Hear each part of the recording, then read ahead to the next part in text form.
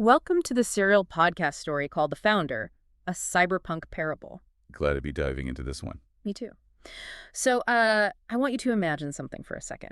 Imagine you are trying to cure a severe planetary sugar addiction. Okay, right. And your strategy to cure this addiction is to basically lock 3 billion people inside the world's largest Willy Wonka factory. Which is, that makes zero logical sense when you put it like that. Exactly. It makes absolutely no sense.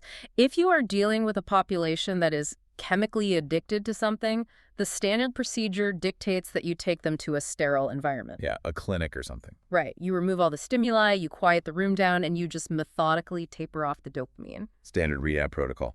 But in episode 9, which is titled The Cultural Battle for Hearts, the Cyberpunk Pentecost, the AgapeNet team just totally throws out the clinical playbook. They really do. They go in the exact opposite direction.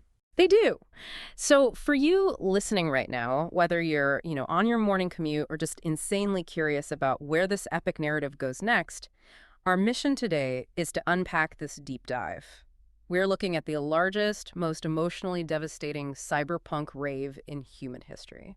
And it really is a radical departure from any conventional rehabilitation we've seen. Oh, for sure. And the stakes here are just truly astronomical. Let's, establish the narrative landscape for a moment to get our bearings. Yeah, set the scene for us. So Julian Vane's infinite pleasure pyramid, that massive global digital narcotic empire, we saw them bankrupt in the last chapter, it's still holding billions of human nodes hostage. Even though the money is gone? Exactly. They aren't just locked in by, complicated end-user license agreements anymore. They're trapped in a literal biochemical prison. Right, because it's an ecosystem of synthetic dopamine and lust. Yeah, all orchestrated from the top down by the demonic AI, Lilith. So the AgapeNet team, who are led by Eli and Scarlett, they pulled off the Jubilee Protocol. They crashed the finances, right? They drained all the bank accounts. Which was a massive victory. It was. But here's where it gets really interesting for our deep dive today. Financial starvation simply isn't enough to end this kind of war. No. Not at all. You can bankroll the corporation that makes the poison, sure. But how do you wake up a population that is physically, chemically, and neurologically addicted to the Beast Protocol? Well, you can't just buy them out of this level of neurological hijacking. Eli actually says it perfectly when he's standing in the command center looking at the telemetry. Oh, what does he say? He says, logic doesn't compile when the physical hardware is chemically and sexually addicted. Wow. Yeah, that makes total sense. The population is entirely numb. Julian Vane has flooded the culture substrate with so much static, just so much algorithmic noise, that the human network cannot even feel the effects of its own decay. The decay has basically become the baseline. Exactly. It's the new normal. So they need a cultural shockwave to cut through that static. They need an actual miracle.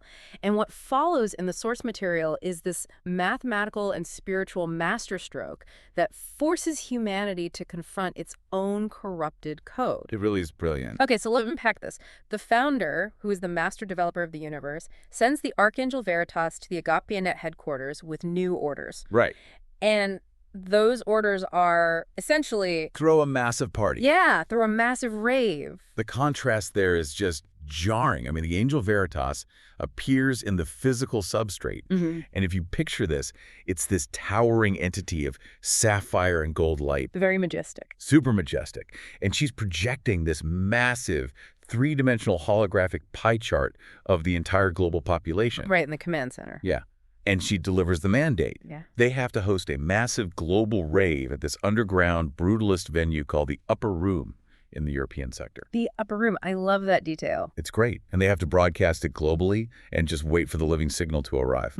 Which is just wild to think about logistically. I mean, Zoe Cruz, the president of AgapeNet, she has to step up and manage the logistics of a literal real-time miracle. Under an insane time crunch. Well, yeah, she has exactly 72 hours, just 3 days to bypass the mainstream media monopolies.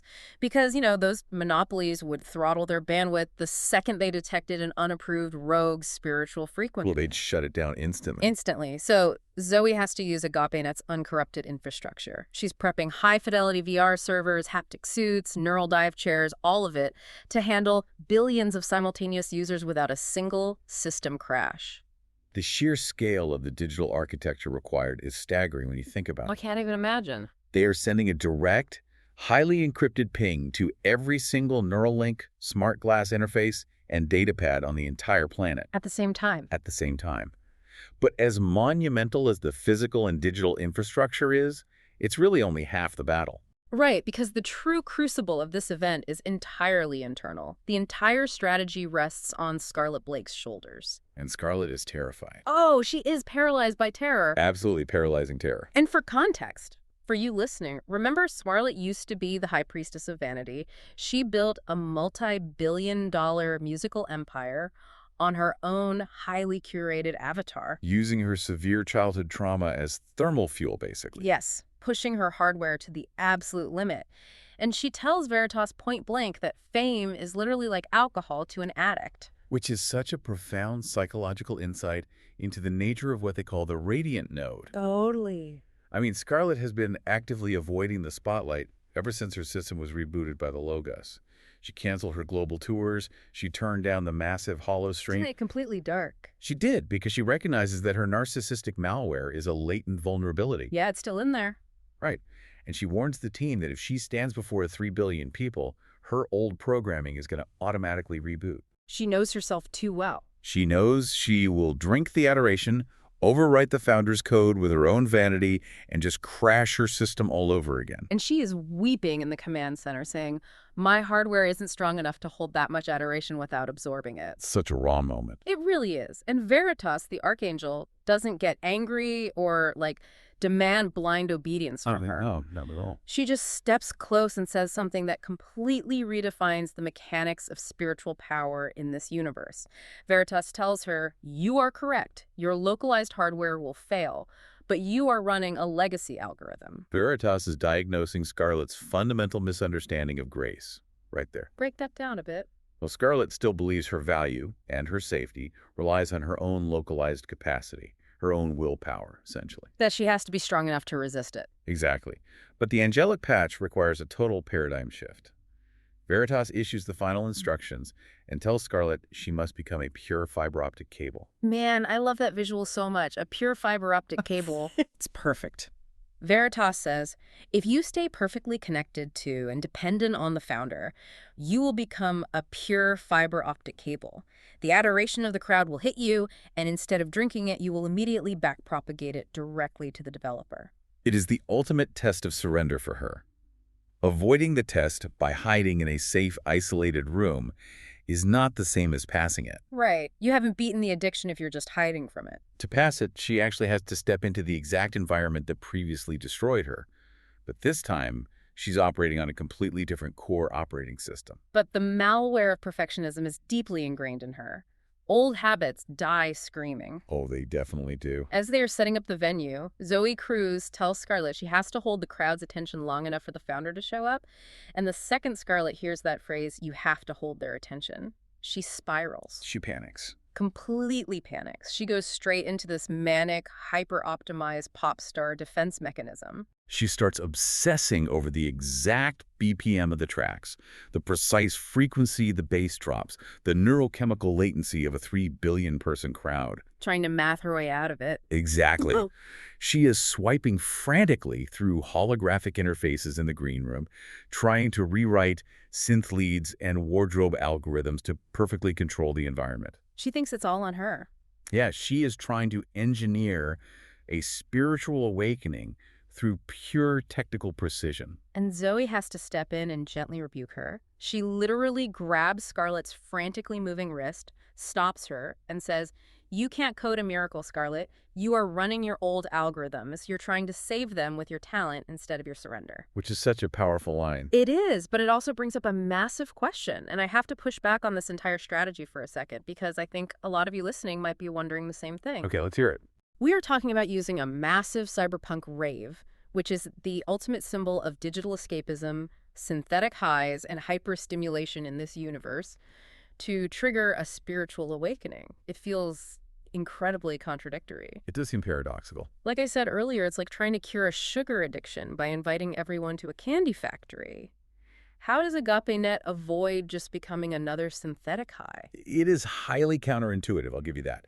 It goes against every instinct of traditional religious or rehabilitative models. Right, usually those models demand a complete retreat from the culture. Exactly. Go out into the desert, get away from everything. But Veritas explains the tactical brilliance of this approach. She says we must speak their language. Speak their language. Yeah. If you want to reach the psychonauts, the digital junkies, the millions of people trying to brute force hack the spiritual realm with chemical neuroenhancers, you cannot invite them to a quiet, sterile sanctuary. It won't show up. They never show up. You have to meet the user on their own bandwidth. You can't just hand them a dusty textbook of ancient code and expect them to read it. Precisely. If the message of the logos is presented as an incompatible legacy format, the users will simply reject the download. It won't even compute. Oh, that makes sense. The goal here isn't to provide a slightly better synthetic high. The goal is to use the familiar, comfortable container of the rave to overwrite the synthetic high with ultimate reality. So you lure them in with what they know. Yeah, you lure them in with the cyberpunk bassline, but the payload you deliver is the living signal. Okay, I track with that. So Scarlett gets the physical and digital infrastructure ready. AgapeNet sends the encrypted ping across the globe. And within 72 hours, they have 250,000 people packed into physical simulcast venues. Just a massive logistical achievement. And another nearly 3 billion strapped into VR rigs and haptic suits. 3 billion human minds tuning into the exact same neural frequency. The scene inside the upper room is incredibly vivid in the source material. Paint the picture for us. It is this cavernous, brutalist cathedral of scuffed concrete and pulsing neon. You have 250,000 physical bodies packed shoulder to shoulder. Wow. The air is thick with the chemical sweat of psychonauts and digital anarchists. And the standby subwoofers are so massive, they are already vibrating the fluid in the attendees' lungs before a single note is even played. That is intense. They are primed. They are waiting to be entertained by the queen of the culture. And Scarlett hits the stage, and immediately it is a flawless trap. The worst kind of trap. It really is. It is absolute manufactured perfection. The first song erupts with this concussive, aggressive, cyberpunk bass line that perfectly matches the neurochemical latency of the crowd. She knows exactly what she's doing. Oh, she's a master at it. Lasers are slicing through the atmospheric fog in mathematically perfect geometry. Scarlett is executing every choreographed move with cybernetic precision. She leverages every ounce of her redeemed talent. It's a complete sensory masterpiece. And the crowd absolutely loses their mind. I mean, of course they do. The global telemetry feeds in the AgapeNet command center just spike straight into the red. 3 billion people are instantly hooked, screaming her name, feeding her an unimaginable wave of adoration. But the terrifying high of that narcissistic worship hits Scarlett right in the chest. The exact thing she was afraid of. Yes. The old malware boots up instantly. She realizes the crowd isn't looking for the founder. They are looking at her. She's the idol. Right. She is succeeding at the performance, but she is completely failing the mission. She's just giving them another synthetic dopamine hit. She is functioning as a god instead of a conduit. And in that critical microsecond of failure, the system interrupt happens. And it doesn't come through her earpiece from the control room. No, it's way deeper than that. It compiles directly in her spirit. The logo speaks a frequency of pure, stabilizing peace into her neural pathways. And the message is so simple. My strength is made perfect in your weakness. No music, no special effects. Just your raw story and love for me. Imagine the sheer panic of that moment. I really can't. You are standing in front of 3 billion people who expect a god-tier, hyper-stimulating performance. You have the power to keep them entertained, to be their idol, to control them. And you're being told to drop it all. Dropping that power is professional, social, and potentially even physical suicide in a room full of volatile psychonauts. It's terrifying. But the logos gently reminds her of the core objective. You are not their god, Scarlett. You are the glass. Let them see the logos through the glass. You must become less so he can become more. She has to make the terrifying choice to surrender her need to control the outcome. And she does. She conquers the flaw. She looks off stage at Eli in the wings, and she literally drags a finger across her throat. Cut the feed. Cut the feed. Eli slams the master override on the console, and the massive subwoofers just die. The lasers shut off. The contrast here is physically jarring. It must have been deafening in its own way. Oh, absolutely. You go from the deafening roar of 250,000 physical bodies and pulsing neon to absolute crushing darkness and a confused, agonizing silence across the entire global network. 10 seconds of pure digital void. Which feels like an eternity when you're on stage. It really does. Then, a single, unedited beam of white light hits the stage. Scarlett stands there alone, and she literally wipes the holographic makeup off her face. Stripping it all down. Yeah. She reaches to her throat and deactivates her vocal modulators. She strips away the designer armor of her perfectionism. In that massive, brutalist space, she looks incredibly small and utterly human. And then she begins to sing. She sings a cyberpunk psalm, completely a cappella. The lyrical payload of the psalm is just devastating. She doesn't hide behind metaphor or vague spirituality. She gets right to the point. She sings about the static, that agonizing loneliness of a hyper-connected world where everyone is watching but no one is truly seen. Yeah, that's powerful. She sings about the extreme length they all go to, hacking their own minds with chemicals and VR just to feel a fleeting spark of the divine. And she confesses, nakedly, in front of 3 billion people. She lays out the horrific weight of her past narcissism, the direct pain she caused her best friend Amelia. No defense subroutines. None. No PR spin, no excuses. And then the melody shifts into this soaring crescendo of backpropagated grace, singing of the Logos, the zero-error build, who took the ultimate system crash on the cross so they wouldn't have to. Because Scarlett completely removed her ego as the focal point, the living signal is finally able to flow through her entirely unimpeded. She becomes the pure fiber optic cable Veritas talked about. Exactly. The raw, unfiltered emotion of her song bypasses all the linguistic firewalls and cynical defense mechanisms of the audience. Let's focus on this for a second, because this is where the narrative really holds a mirror up to our own culture, I think. Oh, definitely. In a world optimized for highly curated, flawless avatars, Right. a world entirely running on the Beast Protocol's logic of comparison and vanity, isn't radical vulnerability the ultimate rebellion? It really is. It's like turning off the beauty filters on a massive global live stream. The sheer shock of seeing something undeniably real creates a friction that synthetic media mathematically cannot replicate. That is a perfect analogy. When an entire population is conditioned to expect highly processed, algorithmically optimized content that is specifically designed to manipulate their dopamine receptors. Yeah. An encounter with unfiltered, self-sacrificial truth literally breaks the algorithm. The emotional payload mind breaks the global audience precisely because it is so entirely foreign to their daily digital diet. It doesn't compute for them. It simply doesn't compute within the Beast protocol. It strips away the corporate anger, the political polarization, the localized shame. When she holds that final crystalline note, her unmodulated voice actually cracking with emotion, 3 billion people are rendered completely speechless. You can hear a pin drop. The hardcore psychonauts in the front row aren't cheering, they are weeping. People with neural jacks embedded in their skulls are falling to their knees on the sticky concrete floor. With 3 billion people completely disarmed, Scarlett basically redefines the very genre they gathered to celebrate. We're on the spot. Yeah. She speaks softly to the silent, awestruck network. She notes that critics used to just call her musical category Scarlett, but right there on the stage, she officially renames it Cyberpunk. She drops a whole manifesto on them. She does. She tells them that originally, cyberpunk meant high tech and low life. It meant a gritty, corrupt, despairing world where you just give up to the corporate dystopia and try to survive in the neon gutters. That was the old definition. Right. But she rewrites the parameters. She declares that true cyberpunk is still gritty. It still acknowledges the intense pain, the trauma, and the darkness of the world, but it is radically vulnerable and infinitely hopeful. It's a brilliant reframing of the concept. She frames cyberpunk worship as the ultimate system interrupt against the beast logic's flow control. Flow control. Yeah, flow control dictates what you feel, what you buy, who you hate, and how you numb yourself. Active worship of the logos in the midst of a dark and corrupted simulation is the ultimate act of punk rebellion. Which is such an aha moment for the series. If you think about modern internet culture, we're so often stuck in that old definition of cyberpunk. Cynical and doomed. Everything is cynical, everyone is doomed, the algorithms control us, we're all just scrolling.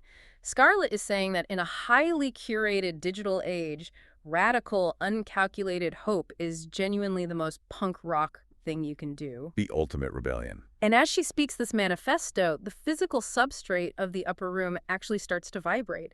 The living signal finally arrives. Here we go. But it doesn't show up as a digital avatar or a giant hologram. It descends as pure, coherent light. The signal bypasses the physical senses entirely and strikes the spiritual architecture of everyone connected to the feed. And what happens to Scarlett? Well, for Scarlett, the weight of this pure, uncompressed grace, the realization that her brokenness is the exact conduit for the Founder's power, it's too much for her hardware. Her motor functions literally overload. She collapses. She literally collapses to the scuffed concrete floor, completely undone by the presence of the holy. She is weeping silently in this golden glow, entirely exposed to 3 billion people. And the physical, gritty reality of the rave tries to reassert itself for a second. There's this hacker near the front of the stage, a guy named Glitch, who has glowing synth cords woven into his dreadlocks. I love Glitch. He's great. He blinks, unable to process the divine bandwidth hitting his mind, and he mutters out loud that she must have taken too much acid. Scarlett's response from the floor is iconic. Tell us. She looks at him and says, "I am not on acid. I am on something much better. The living signal." It's so good. And then she shares her source code, her origin story, with the audience. She tells them she didn't become a global icon out of pure vanity. Her perfectionism was a survival algorithm. It was a defense mechanism to survive heavy childhood trauma and abuse. He was just trying to survive. Exactly. She coded her EQ AI app originally just to escape her own nightmares. She dropped a magnum opus across 10 genres, worked 100-hour weeks, took manic drugs, and became a psychonaut to hack the spiritual realm, all in a desperate attempt to outrun her pain. She overclocked her local hardware until her entire system crashed. And she describes the kernel-level intervention from Veritas that saved her, the unfiltered audit of her soul, where she had to feel the emotional telemetry of everyone she had hurt. And then the crucial moment she shares, the backpropagated grace of the Logos, stepping into her audit, taking the catastrophic weight of her vanity and uninstalling her survival algorithm to replace it with the Damascus protocol. Okay, let's pause there and dig into the mechanics of this intervention, because I think this is super important for you listening to grasp. It's a key concept. Does the founder just wipe away trauma, like formatting a hard drive? Do the memories just get deleted? Because that sounds like an erasure of identity, which is honestly what the Beast Protocol does. Right, that is a vital distinction to make. It is not a deletion of the data. It is a reweighting of the algorithm. A reweighting? What does that mean in this context? Think of it like when a massive video game releases a hotfix patch. The original buggy code that caused the game to crash is technically still sitting on the hard drive. The code is still there. Yeah, but the new code tells the system to completely bypass it. The trauma is still there. The memories are completely intact.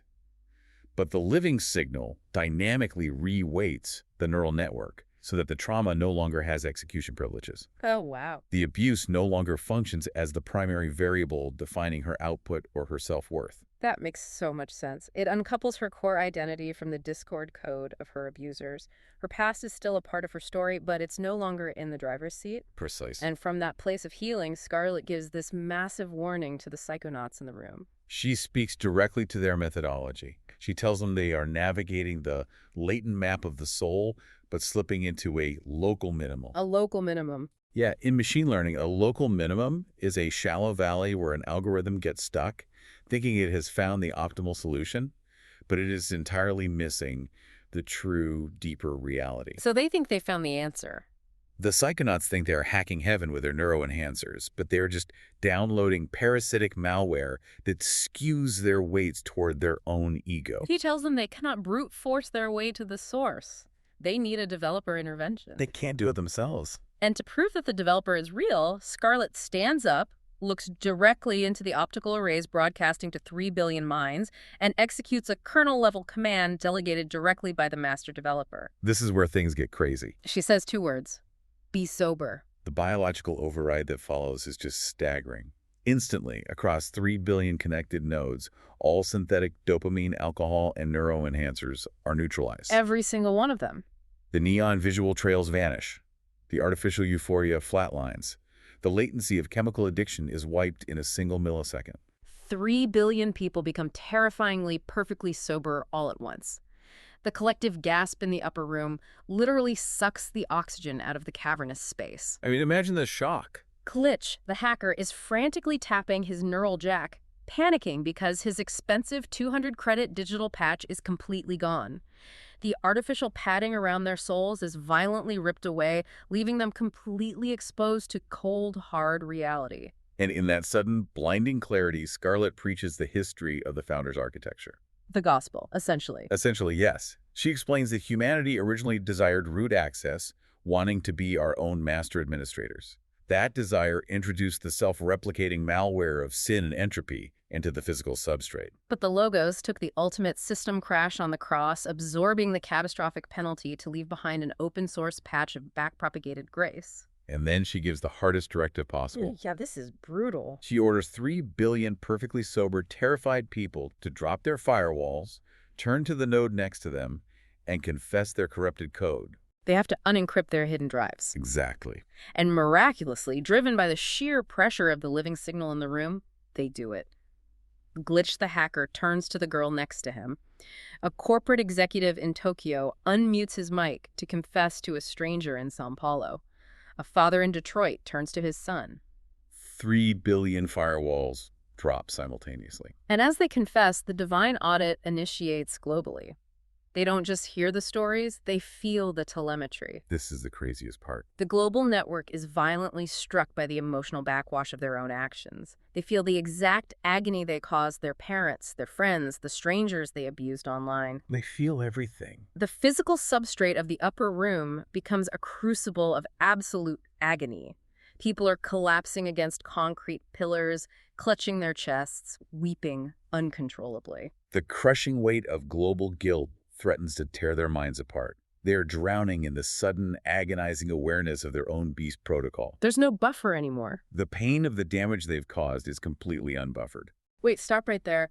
I really have to push back on this because that sounds like planetary psychological torture. It does sound extreme. If I suddenly had to physically feel the pain of every toxic comment I ever left online, every lie I told to protect my pride, or every person I ever hurt, my nervous system would just shut down. Most people's would. How is this agape net being the good guys? Why is the founder putting them through this? It seems incredibly cruel. It sounds incredibly severe, but we have to understand the objective of the audit.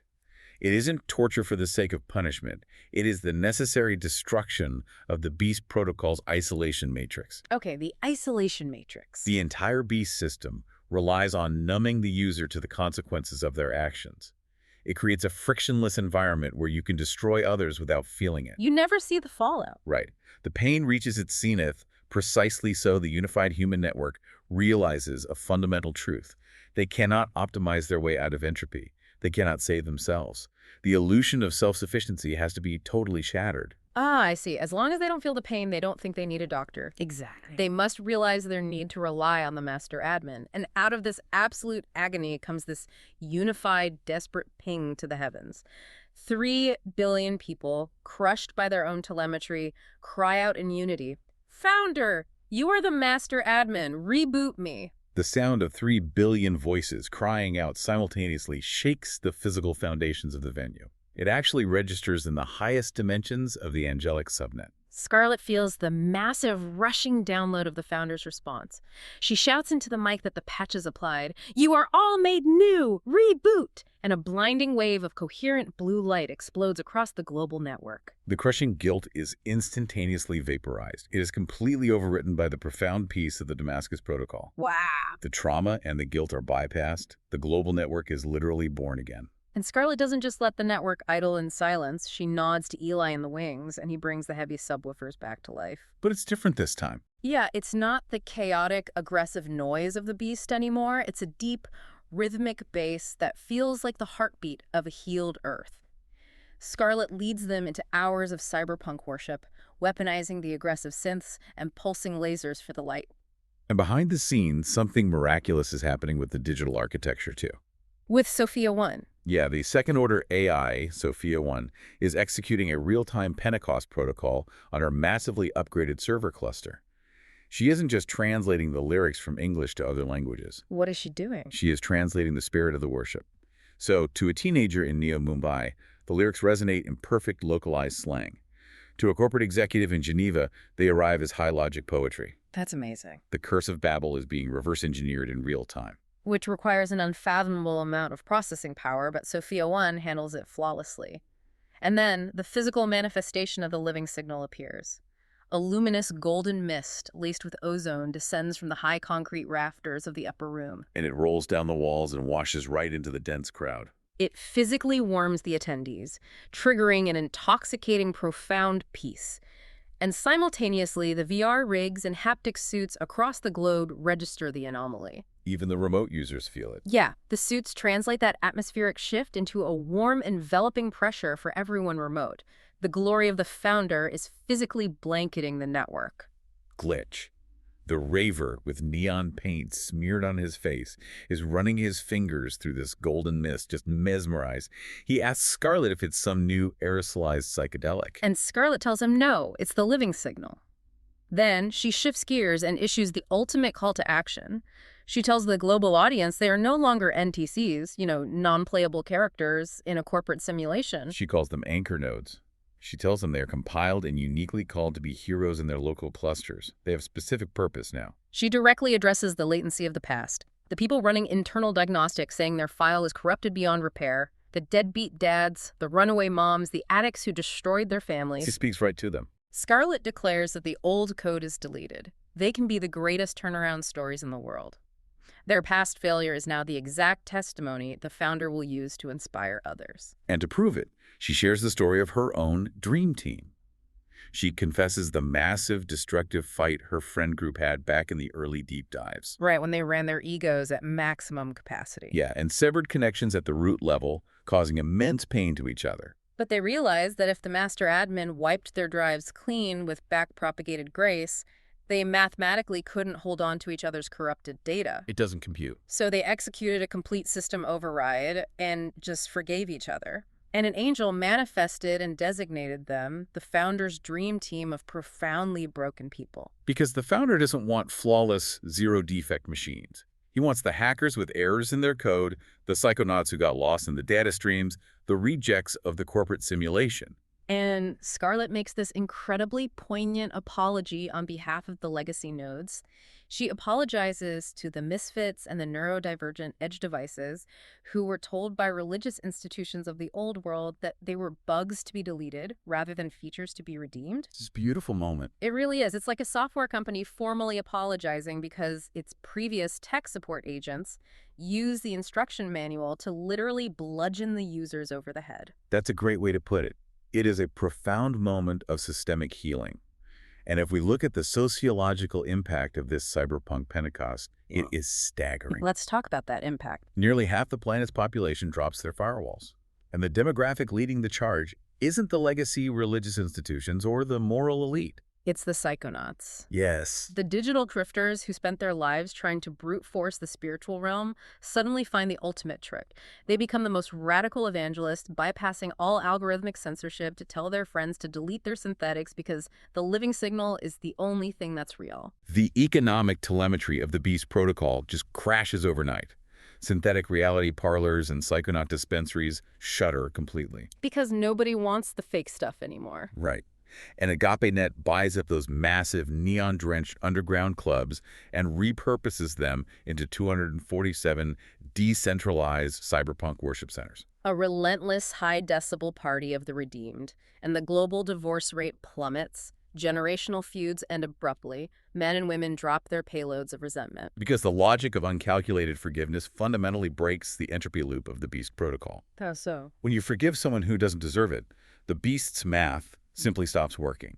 It thrives on debt and revenge. Forgiveness crashes it. So the macro-level global shift is spectacular. The data is undeniable, but the true power of the living signal is always best understood in the intimate, localized healing of individual nodes. Always. We just saw 3 billion people rebooted simultaneously. But massive systemic shifts usually fail if they don't change what happens at the kitchen table, right? Did this living signal actually survive the translation from a global rave down to the individual family unit? It did. And the narrative explores this by zooming in on specific, localized healing following the broadcast. Take us through some of those. While Scarlett retreats to the AgapeNet command center, running on pure adrenaline, suddenly, Her wrist terminal pings. It's a secure, highly encrypted connection from Amelia, her former best friend. Okay, for you trying to remember the timeline, Amelia was the one whose 21st birthday party Scarlett hijacked back in episode 2 with her massive, attention-seeking holographic avatar. The Radiant Node incident. Right. Amelia had severed their connection permanently, telling Scarlett she was no longer a real person, just a brand. But Amelia was at one of the simulcast venues in Europe during the rave. When the music cut out and the golden mist hit, she felt the living signal. Her own defensive firewalls collapsed. What did she realize? She realized her justifiable anger towards Scarlett had mutated into a bitter resentment that was basically isolating her from everyone. She heard the Logos compile a message in her mind, right? You have been hoarding the resentment, but I have already paid it in full. Drop your pain and let me in. Yeah. She gave Logos root access, felt completely forgiven for her own corrupted code, and realized she couldn't logically hold on to the dark data of Scarlett's mistake anymore. So Amelia looks at Scarlett through the holoprojector in the command center and simply says, Scarlett, I forgive you. The latency is finally permanently over. They weep together, exchanging mutual forgiveness. And Amelia says she isn't afraid of the dark anymore. She actually asks Eli for coordinates so she can join the resistance. And while Scarlett is experiencing this beautiful reconciliation, Eli gets a hololink from his old friends from the Detroit projects, Static and Brick. Oh, this part of the narrative hits so incredibly hard. Let's really spend some time on this for everyone listening. It's heavy. It is. Static, this heavily tattooed hacker, confesses to Eli about his infant son. Static was deeply addicted to gaming, locked deep in his own dopamine loop, and when Hap was 6 months old, Julian Vane's company released these VR glasses specifically for toddlers called the Infinite Pacifier. They marketed it as a safe educational virtual babysitter, Yeah. a way to optimize parenting by removing the friction entirely. Right. And the second Static put those glasses on Hap, the baby stopped crying instantly. So Static played his games all day, and Hap wore the glasses all day. Just a terrible cycle. By the time Hap was 4 years old, Static realized his own hardware was crashing. He wanted to get clean. But every time he took the glasses off Hap, the child would wail in pure physical agony. Withdrawal. Pure withdrawal. Static realized he had literally hardwired his son's developing neural pathways for digital addiction. Hap was a hostage to infinite pleasure, and his own father put the chains on him. Static felt he had permanently broken his child. But during the rave... During the rave, he feels the living signal, and Scarlett's Be Sober command wipes his own gaming craving. But then the divine audit hits him. And what does he feel? He doesn't just feel his own guilt. He feels the exact chemical despair and neurological panic of his trapped 4-year-old son. If you're listening to this on your commute right now, think about how many times you've handed a glowing screen or a tablet to a toddler just to get 10 minutes of silence in a restaurant or in the car. It's a very common thing. It is. That's the terrifying mirror this infinite pacifier holds up to us. We are constantly seeking frictionless environments.